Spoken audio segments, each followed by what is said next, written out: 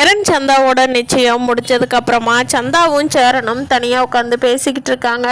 அப்போது தெரியாமல் அந்த ரூம்குள்ளே அவங்க இருக்கிறாங்கங்கிறதே கார்த்தியாவுக்கு தெரியாது. இங்கே பாண்டி சொன்னதை கேட்ட கார்த்தியா, நம்மளை ஒரு காலத்தில் அண்ணேன்னு கூப்பிட வேண்டியவ, ஆனால் இன்னைக்கு எங்கள் அண்ணனுக்கு எதுவும் பிரச்சனை ஆயிடப்போகுதுன்னு சொல்கிறான் பாரு. கொஞ்ச நேரம் போய் நம்ம ரூமில் ரெஸ்ட் எடுக்கலாம், இங்கேயே நின்றுட்டு இருந்தோம்னா கண்ணீர் நம்ம ஒரு மாதிரி இதாகிடுவோம் அப்படின்னு சொல்லிட்டு ரூமுக்குள்ளே போகலான்னு போகிறாங்க. அது கரெக்டாக சேரன் சந்தா அங்கே இருக்காங்க. சந்தாவும் சேரனும் கட்டி பிடிச்சிட்டு நின்றுட்டு இருக்கிறத கார்த்தியா பார்த்துட்றாங்க. கார்த்தியா ரூம் உள்ள நீக்கினதும் சேரனும் நம்ம சந்தாவும் திரும்பி பார்த்துட்டு அங்கே கார்த்தியா வந்ததை பார்த்துட்றாங்க. அப்போ சந்தா சிரிச்சுக்கிட்டே வேகமாக வெளியே ஓடிடுறாங்க. சேரனுக்கு ஐயோ நம்ம என்ன சொல்கிறதுனே தெரியலையே அப்படிங்கிற மாதிரி யோசிச்சுட்டு இருக்காங்க. அப்போ கார்த்தியா பக்கத்தில் ஐயோ மாமா தொந்தரவு பண்ணிட்டேனாங்க மாமா அப்படிங்கிறாங்க. இல்லை கார்த்தியா சும்மா பேசிகிட்டு இருந்தோம் அப்படின்னு சொல்கிறாங்க. சரி மாமா, நான் கொஞ்சம் பயங்கரமாக தலைவலிக்குது மாமா, அதனால தான் ரூமில் கொஞ்சம் நேரம் படுக்கலான்னு வந்தேன் அப்படிங்கிறாங்க. சரி கார்த்தியா நீ படுத்து தூங்கு அப்படிங்கிறாங்க. மாமா ஒரு 5 நிமிஷம் பேசிகிட்டு இருக்க முடியுமா அப்படிங்கிறாங்க. ஏன் கார்த்திகா அப்படிங்கிறாங்க. இல்லை மாமா ஒரு 5 நிமிஷம் பேசலாமான்னு கேட்டேன், உங்களுக்கு வேலை இருந்தால் போங்க அப்படிங்கிறாங்க. இல்லைப்பா சொல்லுப்பா அப்படிங்கிறாங்க. அந்த பெட்லேயே சேரனும் உட்காந்துக்கிறாங்க. கார்த்திகாவும் அங்கே தான் உட்காந்துருக்காங்க.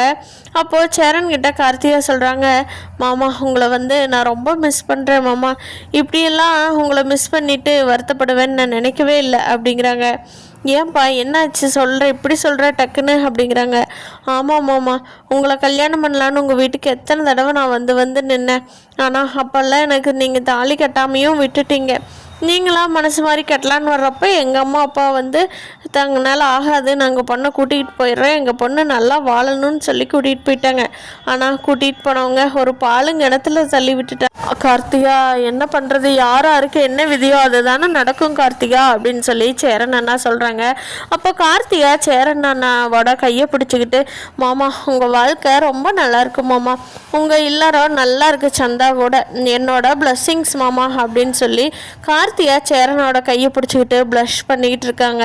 அப்போ என்னது சந்தா வெளியே வந்ததுக்கப்புறம் அந்த பொண்ணு உள்ளே போகுது, அந்த பொண்ணு வேற மாப்பிள்ளைக்கு அத்தை பொண்ணு வேறையே என்ன பண்ணுறாங்க அப்படிங்கிற மாதிரி நம்ம சந்தாவோட அம்மாவும் அப்பாவும் உள்ளே வர்றாங்க ரூம்குள்ளே. அப்போ கார்த்திகா சேரனோட கையை பிடிச்சி பேசவும் சேரனும் கார்த்திகாவோட கையை பிடிச்சி ஆறுதல் தான் சொல்லிக்கிட்டு இருக்காங்க. ஆனால் இதை பார்த்த சந்தாவோட அம்மாவும் அப்பாவும் வேகமாக பக்கத்தில் போய் சந்தாவோட அப்பா கார்த்திகாவை ஓங்கி ஒரு அடி வச்சிடுறாங்க.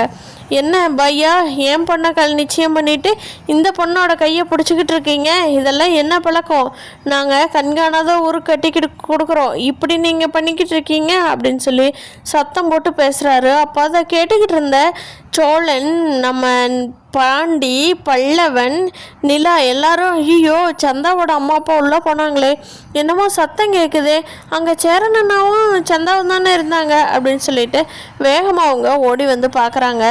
சந்தா சேரனோட கையை பிடிச்சிட்டு இருக்கிறத பார்த்துட்டு சந்தாவோட அப்பாவுக்கு கோவம் கார்த்திகாவை ஓங்கி ஒரு அடி வச்சிடுறாங்க. ஐயோ சார் என்ன பண்ணுறீங்க அப்படின்னு சேரன் கேட்க, ஏமாப்பிள்ள என் பொண்ணு கூட நிச்சயம் பண்ணிட்டு இங்கே என்ன இந்த பொண்ணோட கையை பிடிச்சி பேசிக்கிட்டு இருக்கீங்க, இதெல்லாம் எங்கள் ஊர் ஆளுங்களுக்கு தெரிஞ்சது அவ்வளோதான், இங்கேயே கொலை பண்ணிடுவாங்க, இங்கே எங்கள் ஊரில் எல்லாமே ஒழுக்கத்துக்கு பேர் போனவங்க, இப்படியெல்லாம் நடந்துக்கிட்டீங்க, ரொம்ப தப்பாயிரும் தம்பி, அப்புறம் பார்த்துக்கோங்க அப்படிங்கிறாங்க. அப்போ ஐயோ நீங்கள் நினைக்கிற மாதிரியெல்லாம் ஒன்றும் இல்லை, அந்த பொண்ணு வீட்டுக்காரரை பிரிஞ்சிருக்கு, அதனால ஆறுதல் வீட்டுக்காரரை பிரிஞ்சிருந்தா ஏன் உங்கள் அண்ணன் தம்பி எல்லாம் இருக்காங்க, அவங்களும் ஆறுதல் சொல்ல முடியாதா, அதே நான் கல்யாணம் பண்ணுறேன் நீங்கள் போய் ஆறுதல் சொல்கிறது, ஏன் நிலாவை கூப்பிட்டு விடுங்க ஆறுதல் சொல்லட்டும், இல்லை சோழனை கூப்பிட்டு விடுங்க ஆறுதல் சொல்லட்டும், நீங்கள் ஏன் சொல்லணும் அப்படின்னு கேட்குறாங்க.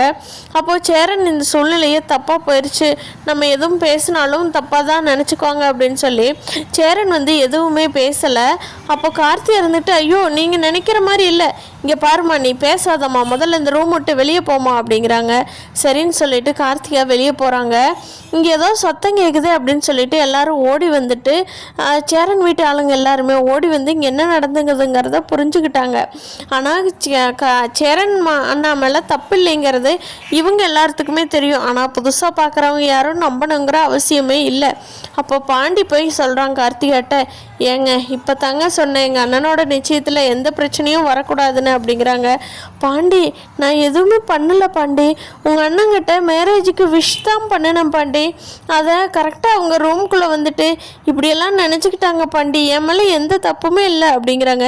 நீங்கள் எதுக்குங்க என் அண்ணனை பார்க்குறக்கு ரூமுக்கு போவீங்க? உங்கள் பாட்டுக்கு இங்கே இருக்க வேண்டியதானே, நாங்களாம் இங்கே தான் இருந்தோம், நீங்களும் இங்கே இருக்க வேண்டியதானுங்க, எதுக்குங்க அண்ணன் ரூம்குள்ளே போகிறீங்க? எனக்கு என்னமோ உங்கள் அம்மா கல்யாணத்தை நிறுத்த வந்த மாதிரி தெரில, நீங்கள் தான் கல்யாணத்தை நிறுத்த வந்தீங்களோன்னு சந்தேகமாக இருக்குது அப்படிங்கிறாங்க பாண்டி. அது கார்த்தியாக இருந்துக்கிட்டு, பாண்டி இப்படியெல்லாம் சந்தேகப்படாத பாண்டி, நான் வேணா ஊருக்கு போய் உங்களுக்கு டிக்கெட்டுக்கான காசு எல்லாமே கொடுத்துட்றேன், நீங்கள் என்ன இப்படி சந்தேகப்படாதீங்க, நானும் எங்கள் அம்மாவும் இப்போவே கிளம்பிடுறோம் அப்படிங்கிறாங்க. இங்கே பாருங்கள், கூட்டிகிட்டு வந்தவங்கள பாதியோட வழி அனுப்பிச்சு வைக்கிறதெல்லாம் எங்களோட பழக்கம் கிடையாது. உங்கள் அம்மாவே நல்லவங்கன்னு சர்டிஃபிகேட் கொடுத்தீங்க, இப்போ என்னடான்னா நீங்களே இப்படி பண்ணுறீங்க அப்படின்னு சொல்லி பாண்டிக்கு செம்ம கோபம் ஆகுது. அதை பார்க்குற கார்த்திகாவுக்கே புரிஞ்சிருது, நம்ம மேலே தான் தப்பு, அவரே வேற யாரையோ கல்யாணம் பண்ண போகிறாரு, இந்த சமயம் போய் நம்ம பார்த்து போய் தனியாக பேசியிருக்கிறது தப்பு தான், அதுவும் இந்த டைம் பார்த்து அவங்க அம்மா அப்பாவை யார் உள்ள அனுப்பிச்சாங்கங்கிறத இன்னுமே தெரியாமல் இருக்குது அப்படின்னு நினச்சிட்டு இருக்காங்க கார்த்திகா. கார்த்திகா இங்கே நடந்ததை வெளியில் போய் அவங்க அம்மா கிட்ட சொல்லவே இல்லை. சொன்னாங்கன்னா கண்டிப்பாக அந்த அம்மா சண்டைக்கு இன்னும் பெரிய பிரச்சனையாகி முடிஞ்ச நிச்சயதார்த்தமே இப்போ தான் முடிஞ்சிருக்குது, கல்யாணத்து வரைக்கும் கொண்டு போகாமல் அவங்க அம்மா ஏதாவது பண்ணி விட்டுருவாங்கங்கிறது கார்த்திகாவுக்கும் நல்லா தெரியும். பாண்டியும் இங்கே பாருங்க கார்த்திகா, நீங்கள் அண்ணனுக்கு நல்லது பண்ணணும்னு நினச்சிங்கன்னா இந்த விஷயத்த உங்கள் அம்மா கிட்ட சொல்லாதீங்க, அவங்க பண்ணினதுக்கு தப்புக்காக நான் கூட உங்ககிட்ட மன்னிப்பு கேட்டுக்கிறேன் அப்படின்னு சொல்லி கார்த்திகாட்ட கேட்க, கார்த்திகா இருந்துக்கிட்டு, இச்சா எவ்வளோ எல்லாரும் அண்ணன் மேலே பாசம் வச்சுருக்கீங்கல்ல, ஆனால் எனக்கு இந்த குடும்பம் கிடைக்காம போயிடுச்சுன்னு நினைக்கும் போது இன்னும் ரொம்ப வருத்தமாக தான் இருக்குது பாண்டி. இல்லை பாண்டி, கண்டிப்பாக நான் எங்கள் அம்மா கிட்ட சொல்ல மாட்டேன், கவலைப்படாமல் தைரியமாக இரு, உங்கள் அண்ணனோட கல்யாணம் எங்கனால எதுவும் ஆகாது அப்படின்னு சொல்லிடுறாங்க. சேரன் அண்ணாவை நம்ம சோழன் திட்டுறாரு, என்ன உனக்கு கொஞ்சமாவது அறிவு இருக்கா இல்லையா, எங்கே யார் கூட பேசணுங்கிற விவசாயே இல்லை உனக்கு, ட்ரெயினில் வர என்னடான்னா கார்த்திகாவோட அப்படி கடலை போட்டுக்கிட்டு வந்த, சரி ட்ரெயினில் தான் வேறு யாருமே இல்லை, சந்தா வீட்டு ஆளுங்க இல்லை, எதுவும் பிரச்சனை இல்லை, பேசிக்கிட்டு வந்த, நாங்கள் எல்லாருமே இருந்தோம் பேசிக்கிட்டு வந்த, ரைட்டு, இங்கே என்ன பேசுகிற, நீயே கார்த்திகை வந்தாலும் நீயே நான் வெளியில் வேலை இருக்குப்பான்ட்டு வெளியில் கிளம்பி போக மாட்டேன் என்ன அப்படின்னு சொல்லி சோழன் திட்டுறாங்க. அதுக்கு சேரன் டே அந்த பொண்ணு பேசுகிறப்போ எனக்கு என்ன பேசுறேன்னு தெரிலடா, அதனால தான் பேசினேன் அப்படிங்கிறாங்க.